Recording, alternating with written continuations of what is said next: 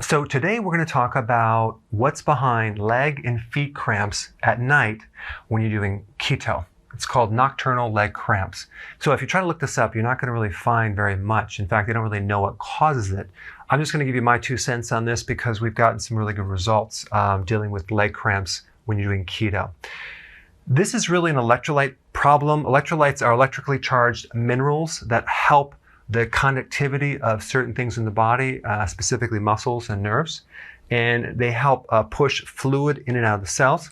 So we're talking about potassium, magnesium, calcium, things like that. So the 2 most common minerals involved with cramps are potassium and magnesium. Okay? The symptoms of a potassium deficiency are very similar to a deficiency in magnesium.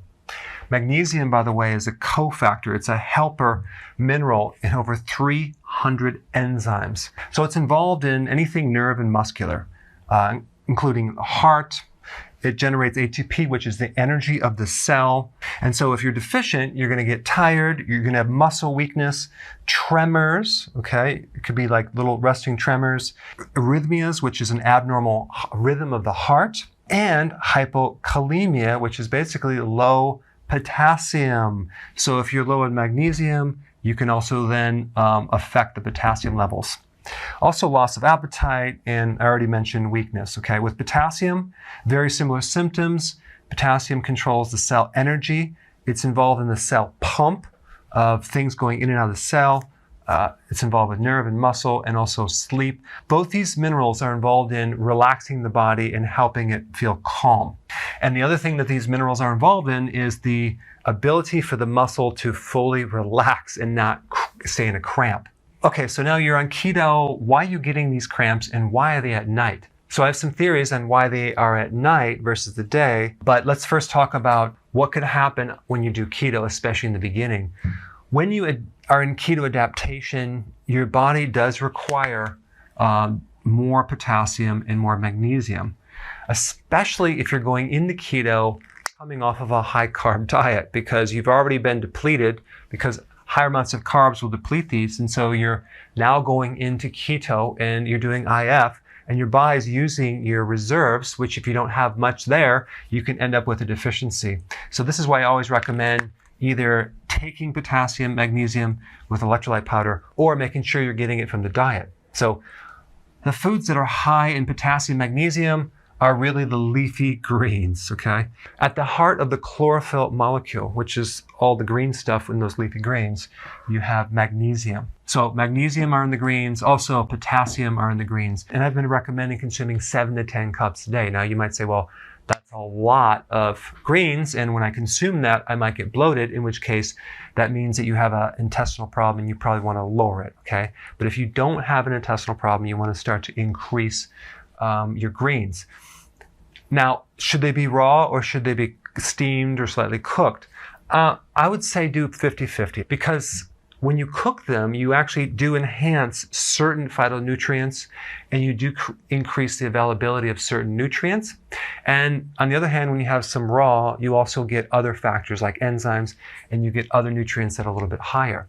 But as far as minerals go, when you steam vegetables, you're not going to lower your mineral content unless it drains out into the liquid, into the water that you're boiling it with. But if you're steaming it and you're consuming the whole thing, you actually are increasing the absorption of minerals because you're getting rid of some of the anti-nutrients, which I'm going to do a separate video on that. Also, when you're steaming the vegetables or you're stir frying them, a lot of people have an easier time of consuming them. They're easier to digest. But here's the thing that I want to talk about, okay? So here you are, you're on keto and you're doing a lot of greens and you're still getting cramps. That is because your salt is too high. When you increase your salts, you actually can throw off the ratio. And in other videos, I recommend taking more salt, okay?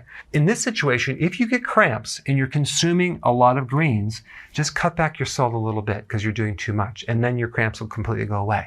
And then in another situation, you're doing keto, but you're not consuming enough greens, but you're doing a lot of salt. All you need to do is increase your greens to counter that. And of course, I'm recommending sea salt, not regular table salt. But these are some just really key insights that you need to know, that salt tends to throw off these two minerals here, and then you'll have this imbalance. Last scenario, you're getting a cramp because your pH is off. Now I'm talking about the blood pH. So normally the pH of the blood should have a very tight, small band of being slightly alkaline. Okay, so it is alkaline, but it's just slightly alkaline.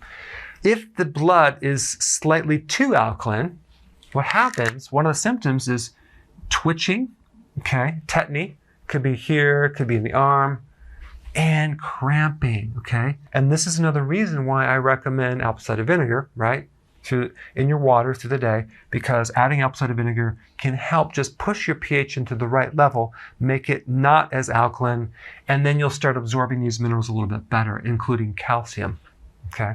So in other words, in order for these minerals, which are alkaline, including calcium, to be absorbed more readily, you need the right pH. And even if your stomach is not acid enough, that can create the same situation. So in summary, consume large amounts of greens if you don't have a problem with your digestive system. Make sure you regulate your salt. Not too much, just the right amount, okay? And apple cider vinegar if you're getting a problem with that, and your cramps should go away. Thanks for watching. Hey, if you're liking this content, please subscribe now, and I will actually keep you updated on future videos.